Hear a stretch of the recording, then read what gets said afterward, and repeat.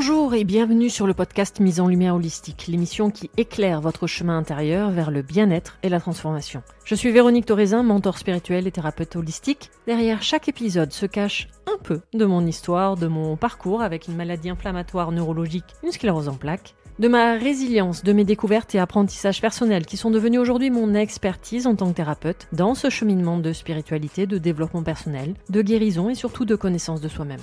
Venez récupérer des pièces de votre puzzle au travers de l'énergétique, de la médecine traditionnelle chinoise, de mindset, de symbolique de maladie, évidemment d'ancrage et de lâcher prise et bien d'autres pratiques pour vous permettre d'avancer, de comprendre et d'œuvrer sur vous-même.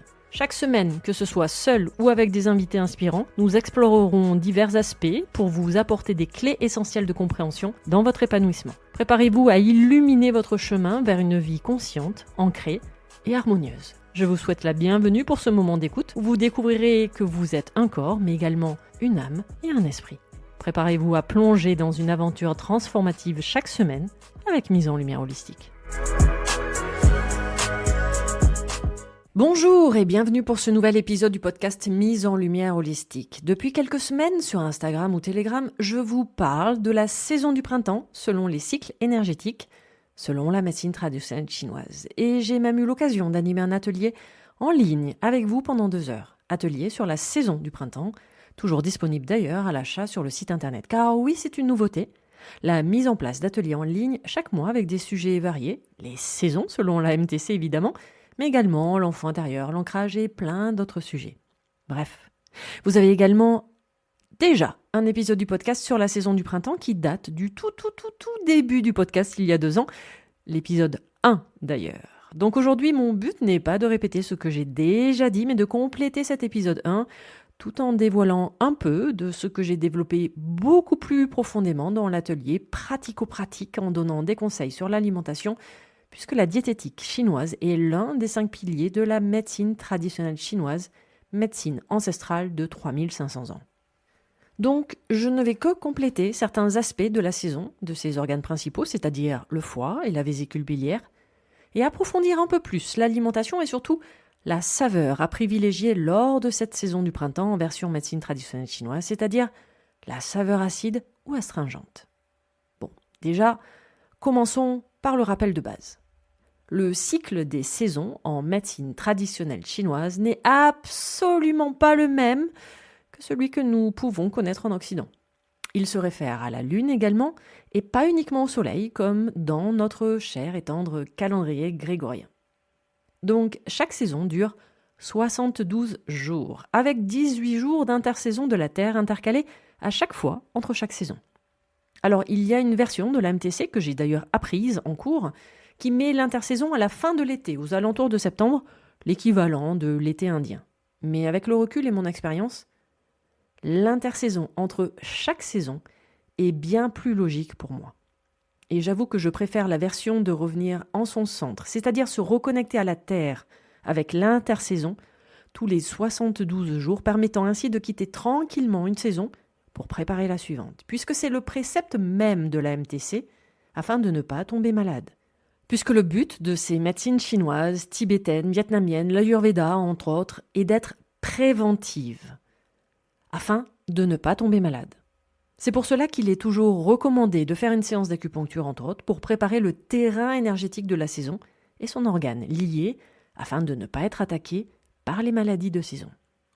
Donc selon la médecine traditionnelle chinoise, nous sommes au printemps, oui, depuis le 4 février, et ce, jusqu'au 16 avril 2024. Alors, chose importante, c'est que chaque année, les dates sont quasiment les mêmes, cela se joue à 1 ou 2 jours près, puisque tout est axé sur le nouvel an chinois qui se base sur la 2e nouvelle lune de l'année. C'est d'ailleurs pour ça que les Asiatiques parlent de nouvel an lunaire. Donc voyons maintenant le cycle du printemps et son importance dans vos énergies du moment, puisque vous êtes venus pour cela. Chaque saison est associée à un élément, à des organes, une couleur, des émotions et bien d'autres choses. Le printemps et son énergie d'extériorisation, d'expansion. Normal, la nature s'éveille.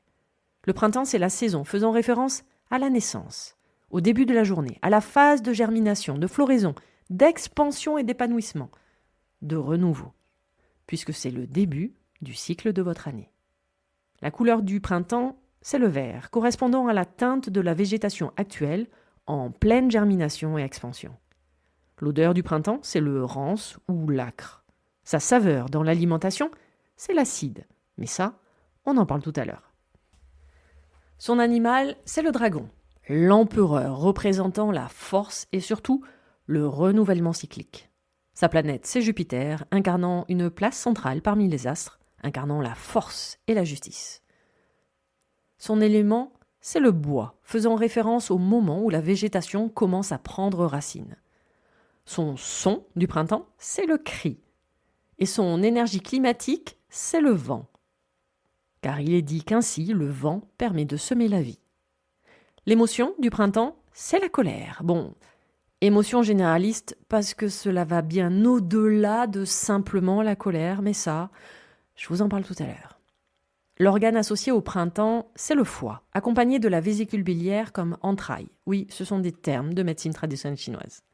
La vésicule biliaire, entraille donc associée à l'organe du foie, dont le rôle primordial est de prendre les décisions.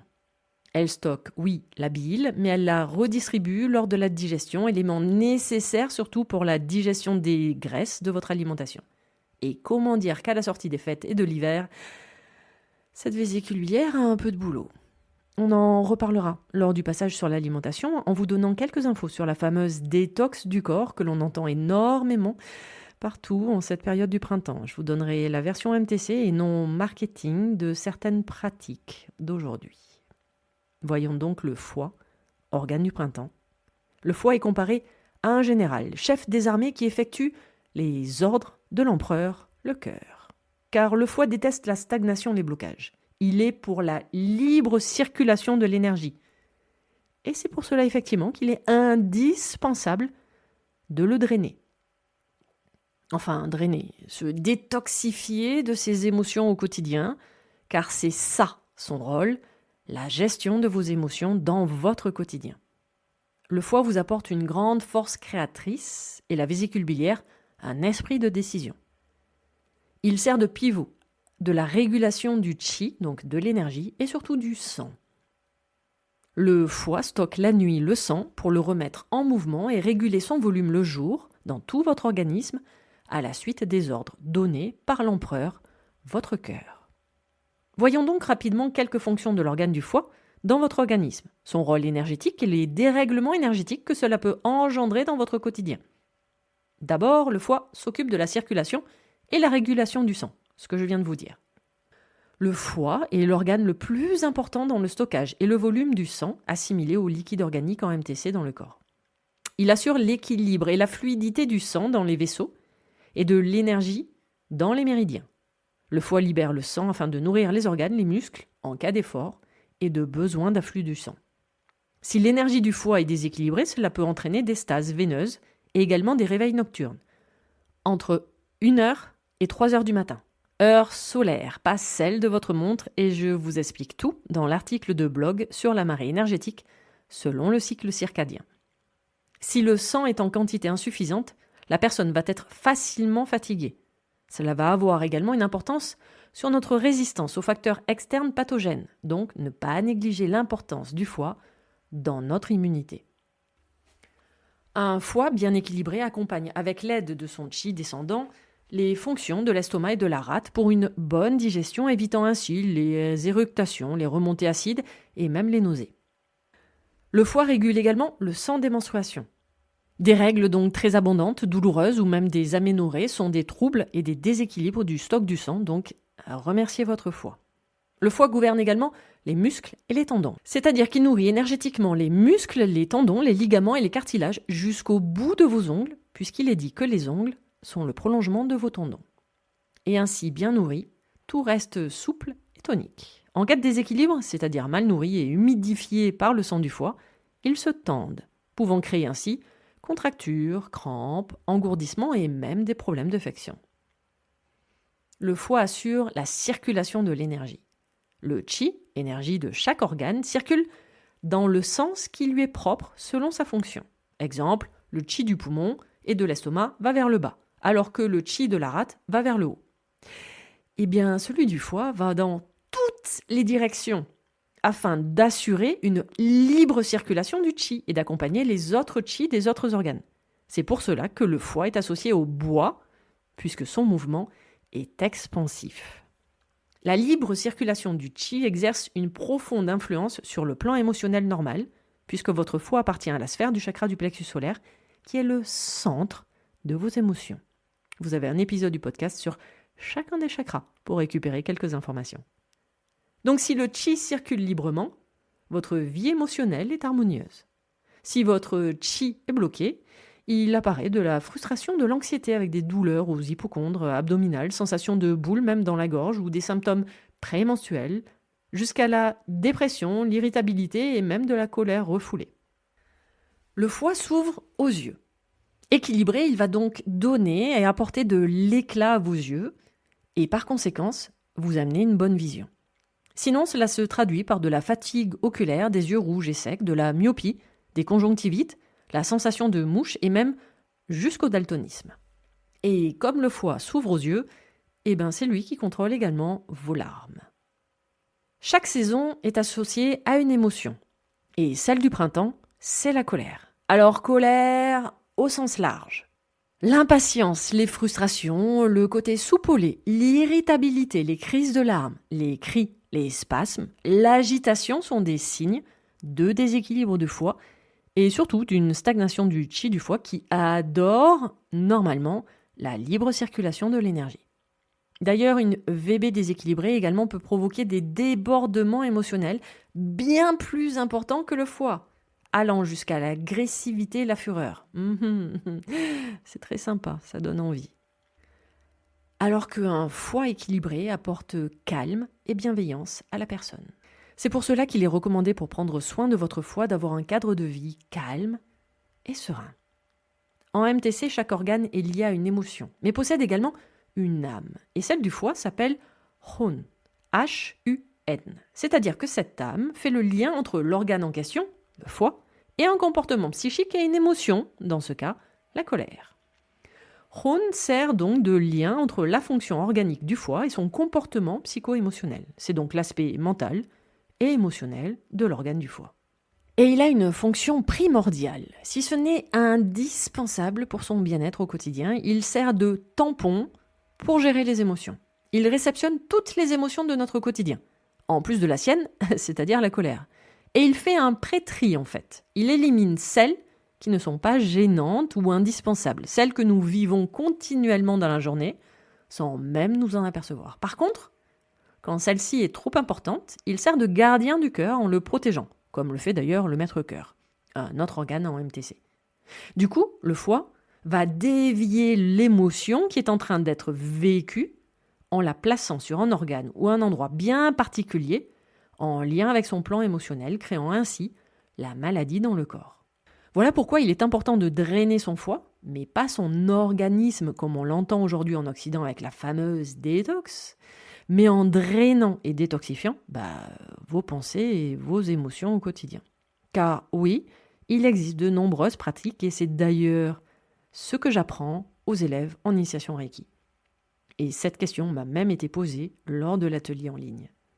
Hun, l'âme en lien avec la saison du printemps, elle sert également à la mémoire, surtout visuelle. Normal, puisque le foie gère les yeux. Donc en passant par les yeux, voir ou lire quelque chose permet un meilleur apprentissage. C'est lui qui va d'ailleurs gérer la mémoire par cœur automatique. Il gère également l'imagination, c'est-à-dire la transformation d'une image mentale en une visualisation créatrice. Il apporte intuition, sensibilité et même faculté médiumnique. Par contre, un foie déséquilibré entraîne une hypersensibilité. Vous savez, la sensation d'être une éponge du monde extérieur, sans savoir se protéger, avec parfois même une impression de ne pas se sentir ancré ou du moins complètement ancré dans son corps. Mais quelles sont les conséquences psychiques ou corporelles qui montrent un déséquilibre énergétique du foie ? Exemple, des troubles digestifs tels des nausées, des ballonnements, de la digestion lente, des crises de foie, de la migraine, des règles douloureuses, des douleurs en bas du ventre, des jambes lourdes ou même des hémorroïdes. Niveau réaction émotionnelle, nous sommes sur de l'énervement, de l'excès de colère, des crises de larmes, de la frustration, de l'anxiété. On peut même avoir l'effet inverse, suite à un dérèglement de la VB, comme de la timidité, de l'indécision ou encore un manque de courage. Une mauvaise qualité du sang, puisque c'est quand même le foie qui gère le sang, peut entraîner des problèmes de peau, type eczéma ou psoriasis. Dans l'épisode sur le yin et le yang, je vous ai dit que certains aspects pouvaient être en excès ou en vide. Du coup, comment cela se traduit pour l'organe du foie ? Un déséquilibre en excès, ça va donner de l'impatience, de l'agitation, des soupirs, de l'indécision à tout bout de champ, à en perdre le sommeil car trop plein d'énergie, un trop plein de projets également pouvant entraîner de l'anxiété. En vide, cela entraîne de la colère froide, de la frustration, des tics, même se ronger les ongles, et on peut même avoir la sensation de vivre sous une menace permanente sans en connaître l'origine, la fameuse épée de Damoclès, pouvant aller même jusqu'à des peurs phobiques, empêchant de vivre. Alors que, avec un foie équilibré, vous trouvez un sens à votre vie. Vous avez en plus de la créativité et surtout, vous avez un fort pouvoir décisionnaire avec fermeté. Remerciez au passage un chakra du plexus solaire équilibré qui a confiance en vous, qui connaît votre valeur et surtout ne s'intéresse plus du tout à l'avis des autres pour avancer, à moins évidemment que ces conseils extérieurs soient constructifs. Voyons maintenant comment équilibrer votre énergie du foie lors de la saison du printemps. Bon, en général, puisque vous avez compris quand même l'importance de cet organe dans votre quotidien émotionnel. Commençons par l'alimentation. Effectivement, la diététique chinoise est un des 5 piliers de la médecine traditionnelle chinoise, avec l'acupuncture, le massage Tuina, la pharmacopée ou encore le Qigong. Du coup, la MTC va catégoriser chaque aliment, selon la nature par exemple, nature fraîche ou froide, nature tiède ou chaude, ou encore neutre. Et non, cela n'a absolument rien à voir si l'aliment sort du congélateur ou que vous le passez au four. On parle ici de nature profonde de l'aliment et le rôle qu'il va jouer une fois assimilé et du coup les conséquences qu'il va avoir du point de vue digestif dans un premier temps puis énergétique en général. Les aliments de nature froide vont avoir pour fonction de ralentir les fonctions organiques ou d'agir lorsque l'on observe en soin de la chaleur dans le corps comme de l'inflammation. Les aliments de nature chaude vont stimuler les fonctions vitales du métabolisme. C'est bien pour cela qu'il existe des saisons, c'est un truc de dingue. Et si certains aliments sont là au printemps ou à l'automne, par exemple, non, ce n'est pas pour faire joli, mais avec bien un prisme énergétique derrière. Et que oui, manger des aliments contre nature, c'est-à-dire pas du tout en adéquation avec le cycle de la saison et surtout votre nature intérieure, vous allez avoir des déséquilibres alimentaires pouvant se traduire dans un premier temps de manière flagrante comme de la fatigue chronique ou un manque d'énergie. Normal, votre alimentation ne peut plus vous la fournir. Exemple d'aliments de nature froide. L'avoine, les haricots verts, le sarrasin, le tofu, les aubergines, les poires, les oranges, la pastèque, la fraise et plein d'autres. L'aliment star de nature neutre, le riz, valeur sûre de l'alimentation traditionnelle chinoise. Quelques aliments de nature chaude comme l'oignon, le gingembre, la cannelle, les asperges, le poireau, le potimarron, le raisin, la châtaigne ou encore la cerise et plein d'autres également. Je viens de vous parler de la nature des aliments, mais ils ont également une saveur qui va être à privilégier selon les saisons, selon les cycles. Du coup, nous avons la saveur salée et la saison de l'hiver avec le rein et la vessie pour ses organes. La saveur amère et la saison d'été avec le cœur et l'intestin grêle pour ses organes. La saveur douce et l'intersaison de la terre avec ses deux organes, la rate et l'estomac, organes centraux de votre organisme. La saveur piquante avec sa saison d'automne pour le poumon et le gros intestin. Vous avez des épisodes sur toutes les saisons et même sur leur alimentation. Il ne manque que celui sur l'alimentation en été et vous aurez un nouvel épisode du podcast et même un atelier en ligne. Et enfin, la saveur acide pour la saison du printemps. Saveur acide dite astringente dont je vais vous parler maintenant. Car cette saveur rassemble, elle retient, elle a comme effet de contracter. Son but est donc de retenir ce qui peut s'échapper du corps. Cette saveur peut être donc utilisée pour arrêter les diarrhées, les toux, la transpiration excessive et même les hémorragies. La saveur acide va donc nourrir les tendons et les muscles, et même les yeux et leur vision. Par contre, inversement, consommée en excès, cela va provoquer des crampes, des tendinites, des troubles de la vue. Oui, rappel, la MTC adore l'équilibre et déteste les excès. D'ailleurs, une empathie excessive, car oui, un rappel au cas où, l'empathie excessive est un déséquilibre énergétique de votre chakra du plexus solaire, donc une saveur acide en excès provoque une empathie excessive. Donc si vous êtes déjà énervé, irrité, en colère, ne vous jetez surtout pas sur la saveur acide. Votre foie déborde, il a un trop-plein du point de vue énergétique. C'est pour cela que le fameux jus de citron à jeun le matin recommandé par certaines pratiques peut être totalement contre-productif. Au contraire, vous allez énerver encore plus votre foie.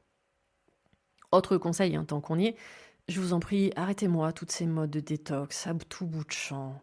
Détox d'automne, de pré-Noël, de post-Noël, tout ceci est au contraire contre-productif, enfin pour votre corps, pas pour le porte-monnaie de certains. Donc si vous devez envisager une détox de votre corps, c'est au printemps. Donc février, mars et avril. Détox du corps, ok, mais surtout, pensez à vider votre pompe à émotions. En séance d'acupuncture, en massage shiatsu ou en chinetsang, ou encore même en soins énergétiques ou en accompagnement, par exemple. Allez, revenons à notre alimentation acide. Où est-ce que vous pouvez la trouver ? Dans les légumes, vous avez les tomates, les poireaux, les épinards. Du point de vue légumineuse, le haricot rouge azuki. Les céréales dans le blé. Les fruits, vous avez l'abricot, les cerises, le citron, les oranges, le pamplemousse, le raisin et plein d'autres. En viande, le poulet, entre autres. Et en accompagnement, évidemment dans le vinaigre ou encore le lait fermenté. D'autres conseils à appliquer dans votre quotidien pour que votre foie vous remercie ? Consommez des légumes de couleur verte, même en jus. Normal, c'est la couleur de saison qui se retrouve partout dans la nature actuellement et encore plus dans vos assiettes. J'ai d'ailleurs acheté ce matin les premières asperges de saison et j'en suis très heureuse. Autre conseil, évitez les laitages qui sont de nature acide et qui vont venir léser et déséquilibrer votre foie. D'ailleurs, la MTC ne prône pas de toute façon le lait en général. Vous pouvez également boire, du thé vert, couleur de saison toujours. Et vous allez commencer à réveiller votre organisme tout doucement par des exercices de respiration, de relaxation douce, du qigong ou de simples promenades. Le but étant de sortir de chez vous, de vous reconnecter avec cette période yang, donc d'extériorisation. Apprenez le lâcher-prise, notion importante, de l'ancrage. Évitez une alimentation grasse, votre foie et votre bébé ils n'en peuvent plus après l'hiver, et surtout les fêtes, ils sont saturés. En phytothérapie, vous pouvez utiliser de l'artichaut, du curcuma, du romarin, des fleurs de souci, du radis noir ou encore la sève de bouleau. Il existe également différentes plantes selon la pharmacopée chinoise. La saison du printemps à MTC va donc se terminer le 15 avril 2024 pour enchaîner sur 18 jours d'intersaison de la Terre, donc du 16 avril jusqu'au 4 mai 2024, qui servira de phase de transition, ce que je vous explique dans l'épisode dédié à l'intersaison de la Terre, et encore plus dans le futur atelier en ligne du mois d'avril pour l'intersaison, et en mai pour parler de l'été qui débutera du coup le 5 mai. Ce nouvel épisode dédié à la médecine traditionnelle chinoise du podcast Mise en lumière holistique est maintenant terminé. J'espère vous avoir éclairé un peu plus sur cette saison du printemps, afin que vous la viviez et que vous en profitiez avec le plus de sérénité et de lâcher-prise possible. N'hésitez pas à vous inscrire à ma newsletter mensuelle pour recevoir des nouvelles énergétiques tous les mois dans la Vérolution. Et lors de votre inscription, récupérez gratuitement le e-book où je vous dis absolument tout sur l'ancrage. Retrouvez-moi aussi sur Instagram où je partage mon expertise au quotidien et également toutes mes prestations, mon accompagnement conscience ancrage sur 3 mois, le coaching énergétique ancrage ou encore les initiations Reiki en ligne ou en présentiel sur mon site internet www.veroniquetorezin.fr. Tous les liens pour me retrouver seront mis dans le descriptif de l'épisode. Vous pouvez écouter tous les autres épisodes sur les différentes plateformes d'écoute ainsi que sur ma chaîne YouTube.